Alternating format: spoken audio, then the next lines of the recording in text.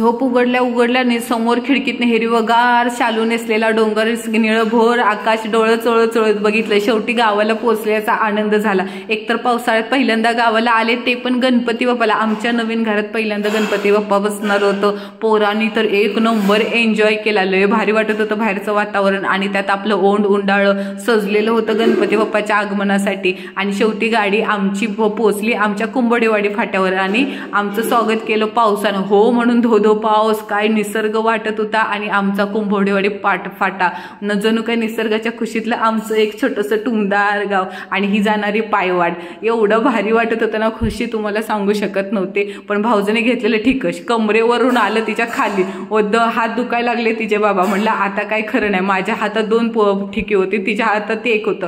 शेवटी आपला गण्या आला ना. काय व तुम्ही आपल्या गण्याला व्हायरल करून दिलाय. अहो तिच्या शाळेतले मित्र सगळे त्याला ओळखायला लागले. चला